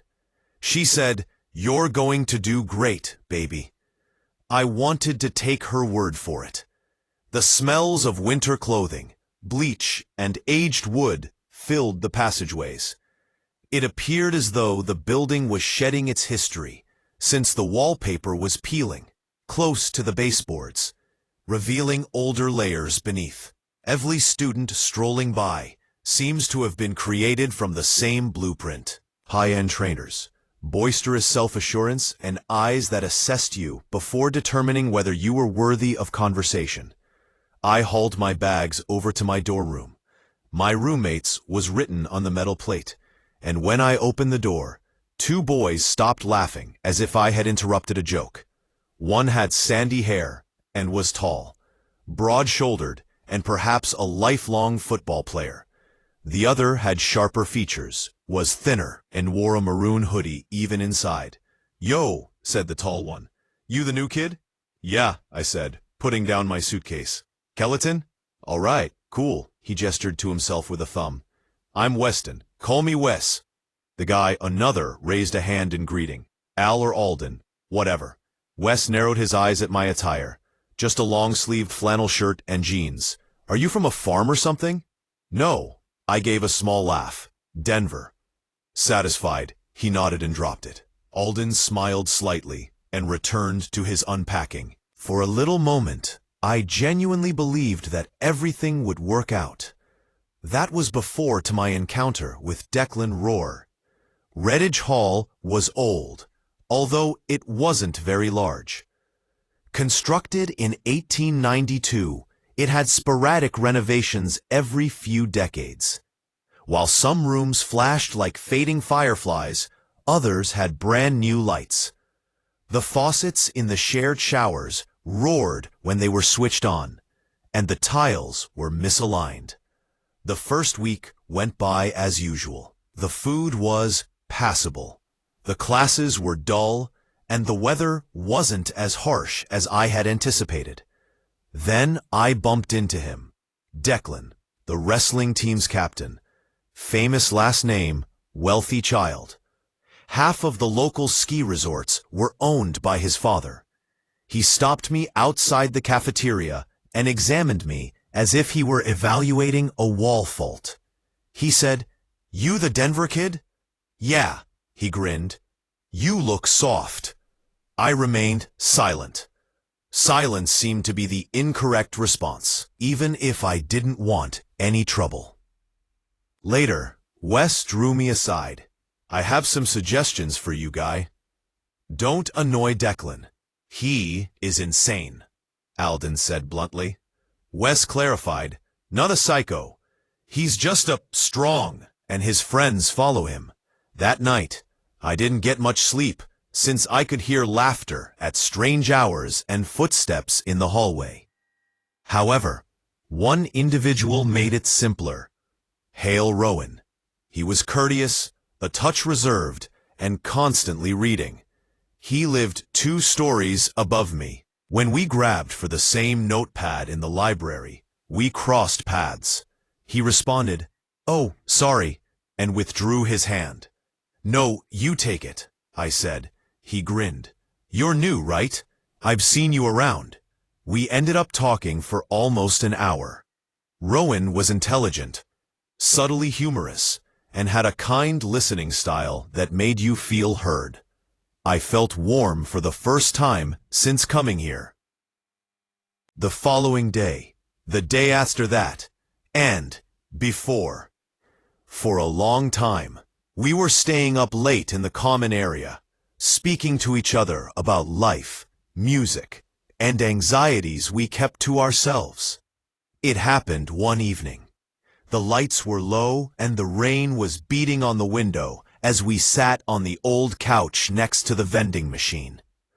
Rowan remained looking at me, his lips clenched as if he wanted to say something but was unable. "What?" I inquired. He took a swallow. "Nothing. I'm just happy we got to meet," I grinned. "I agree." He averted his gaze, gasping for air. "Could I tell you something, Colton?" "Yes, always." After a moment of hesitation, he simply whispered it. "I'm fond of you." For a brief moment, the only sound in the universe was the vending machine's hum. I leaned in. "I also like you." His eyes grew wide, and we shared a cautious kiss as if we were both terrified that the moment would evaporate. It felt genuine and secure. However, Red Ridge Hall's safety is short-lived because someone was observing. Rowan was gone the following morning. His backpack was missing. His books were nicely organized, and his bed was made. When I asked, Alden shook his head. He was taken out early. Admin said that his mother became ill, but there was something strange about the way he spoke. Whispers began to circulate by lunchtime. "Did you hear?" Rowan became terrified. "Got caught giving someone a kiss. Disgusting." "The other guy? Who was he?" They refused to say. When I walked inside the cafeteria, my stomach turned over. For a brief while, there was silence. Then, as if someone had flipped a switch, laughing broke out. On my tray, a crumpled note fell. My hands trembled. "Declan, you want to tell us what you were doing with Rowan?" he demanded as he towered over me. "No," I muttered. He grinned. "I thought so." He pulled me to my feet by grabbing my shirt. "Listen, Denver, we don't do that crap here. You keep your weird, strong, to yourself." The room fell silent. Declan's eyes sparkled. "What did you say?" I said, "Get off me." He gave me such a forceful shove that I struck the table behind me. Alden and Wes attempted to disperse the whisper. Dead man walking. But Declan's men surrounded me and threw words like blades. "Fruitcake. Boy who is queer. Don't let him use the showers. Betty looks." I balled my fists. Bree attempting to avoid breaking. However, rage was insufficient to avert what was about to happen. It was 2:11 a.m., the mom when it started. I was whispering when I woke up. Soft, near, incorrect. It was dark in my room. Just the light from the hallway seeping beneath the door. Wes had fallen asleep. In the darkness, Alden's headphones shone a pale blue. Then I heard it. "Go get him." Before I could shout, hands grabbed me. They pulled me from my bed and took me across the hall into the ancient shower room, which no one used since the water was rusted. Overhead, the lights flickered. Declan moved forward, his face obscured but clearly visible. He said, "You think you get to be different here? Nah, you're going to admit what you are." "I didn't do anything," I gasped. He cocked his head. "Yes, you did." Knox and Jiren, two youngsters, embraced me. Blaine, another, put a towel in my mouth. "Hold him," Declan said. And then they hurt me, not with fists at first, but with cruelty, humiliation, and words that cut deeper than anything physical. Then there was pain, real anguish, and by the time they were finished, I was unable to feel my legs. I lay on the cold tile with rusty water trickling from an old pipe and blood mixed with it. Declan was the last to leave, crouching next to me and whispering, "Say a word, and I'll make your life a nightmare." He then turned to leave. The door closed. Overhead, the light buzzed. I didn't cry, because something inside of me had become numb. Not because I wasn't broken. That night, Red Ridge Hall was awake. It's observed. I endured for 12 hours. I pretended to be fine for 12 hours. They laughed in every hallway for 12 hours. 12 hours were spent looking for Rowan, making a call to his mother. I went to the administrative office, but nobody told me anything. Someone placed a bracelet on my tray during supper. Rowan. My breath caught. My hands shuddered. They made him vanish. He didn't leave. He's gone. A voice behind me murmured. I believed that, even though I wasn't sure if it was true. I returned to the shower room that evening. I felt as though I was moving underwater, and everything was fuzzy. The stains remained on the tiles. My throat constricted. My heart was racing. Then I noticed it. A note etched on the wall. "I promise I wasn't there before. You're not returning home." Nobody does. My vision became fuzzy. I scaled the ancient metal pipe by the stalls. I had discovered the rope in the supplies closet. The knots were tied by my hands, as if they belonged to someone else. Someone is observing me from the outside. Before leaving, I said something in a whisper. "Mom, I apologize." The world was slanted. There was silence. Then there was darkness. Too cold when I woke up. Not the winter's chill. A more profound cold. A temperature-free cold. Cold that was not skin-contacting. It had an impact on the spirit. I was standing in the same shower area, but my feet were off the ground. The rope hung behind me, softly swaying in an imaginary wind. I attempted to yell. The hall heard me, but I didn't make a sound. The walls of Red Ridge Hall expanded and contracted, moaning from years of brutality, and it whispered my name as it breathed. Colton. I didn't become upset. I developed a purpose. The first was Declan. In the wrestling room, he was making jokes with Knox and tossing weights around as if nothing had occurred. Then the lights went out. He froze. "Knox," he called. "Give up playing around." The antique radio hissed static. Behind him, a glimpse of movement appeared in the mirror. I was hanging with my head tilted and my rope taut. I disappeared as he whirled around. He called out for assistance, but the doors remained closed. The weight bar then easily and slowly raised itself. There were screams of knocks. Declan let out a louder cry. By the end, the room was filled with just one sound. Crack. It was referred to as an accident, an odd equipment malfunction. But that evening, everyone at Red Ridge Hall felt the temperature decrease. Blaine, Jiren, and Knox followed. Every death is unique. Every one of them was an accident. However, the survivors kept the truth to themselves. Colton's back. He stayed put. One by one, he's taking them. The only people who didn't harm me were Wes and Alden. The hall was aware of it. I didn't touch them. However, Brennan, Declan's best buddy, was still alive and hidden in the attic dorms.